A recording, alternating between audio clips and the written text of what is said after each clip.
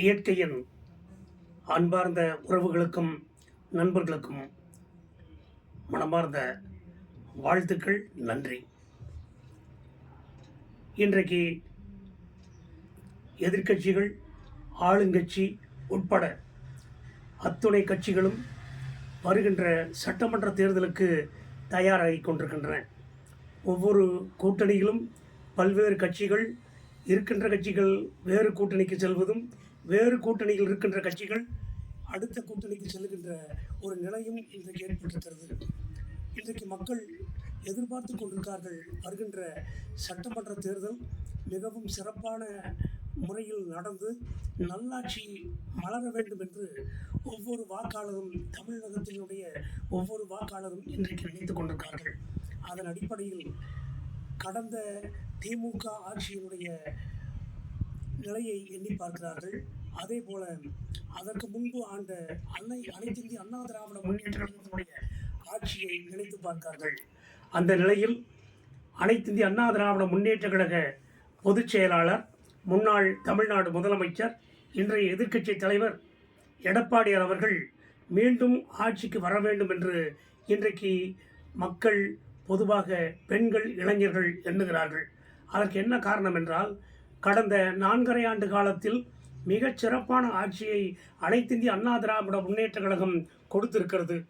பேரறிஞர் பெருந்தகை அண்ணா வழியில், அண்ணன் எம்ஜிஆர் அவர்கள் வழியில், புரட்சித் தலைவர் எம்ஜிஆர், புரட்சித் தலைவி அம்மா அவர்கள் வழியில் அண்ணன் எடப்பாடி அவர்கள் மிகுந்த எச்சரிக்கையோடும் கவனத்தோடும் நல்லாட்சியை நடத்தி கொண்டு இருந்தார்கள். அதே போல கடந்த 4.5 ஆண்டு காலத்தில் திமுக ஆட்சியில் நடக்கின்ற அவலங்களை எல்லாம் மக்களிடத்தில் எடுத்து சொல்லி பல்வேறு ஆர்ப்பாட்டங்கள், போராட்டங்கள் நடத்தி மக்களிடத்தில் எடுத்து சொல்லியிருக்கார்கள். அதன் அடிப்படையிலே தான் வருகின்ற ஆட்சி, மலர்கின்ற ஆட்சி நல்லாட்சியாக அமையும் என்று இன்றைக்கு தோன்றுகிறது.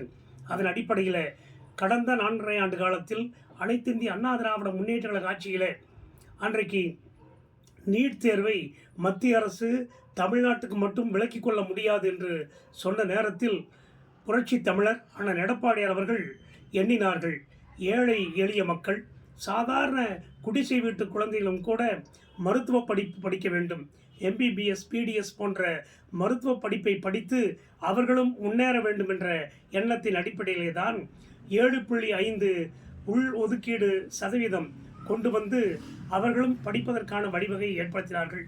அது மட்டுமல்ல, அப்படிப்பட்ட 7.5% உள் ஒதுக்கீட்டை கொண்டு வந்த நேரத்தில் அந்த சாதாரண மாணவர்கள் எடுத்து சொன்னார்கள், முதலமைச்சர் அவர்களே, எங்களுக்கு வாய்ப்பை கொடுத்தாலும் கூட நாங்கள் அந்த கல்வி கட்டணத்தை செலுத்துவதற்கு எங்கள் பெற்றோரால் முடியாது என்று சொன்ன நேரத்தில் அந்த கட்டணத்தையும் அரசே ஏற்றுக்கொண்டும் என்று சொல்லி அன்றைக்கு அந்த மாணவர்களுக்கு வாக்குறுதி கொடுத்தார்கள். அதை உடனடியாக நிறைவேற்றிய அரசு தான் புரட்சி தமிழர் அண்ணன் எடப்பாடியார் அவர்களுடைய அரசு.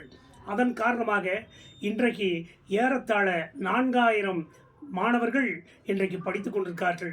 முதல் மாணவர்களாக, முதல் செட்டிலே இருந்த மாணவர்கள் இன்றைக்கு படித்து முடித்து அங்கே டாக்டர்களாக பணிபுரிந்து பயிற்சி மருத்துவர்களாக இருக்கின்ற நிலை இன்றைக்கு ஏற்பட்டிருக்கிறது. எண்ணி பார்க்க வேண்டும் பெரியவர்களே, அருமை தாய்மார்களே.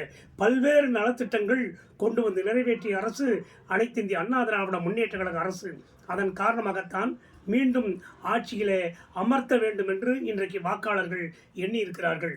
அதே போல 60 ஆண்டு கால கனவாக இருந்த அத்திக்கடவு அவிநாசி திட்டம் அங்கே கிடப்பிலே போடப்பட்டிருந்தது.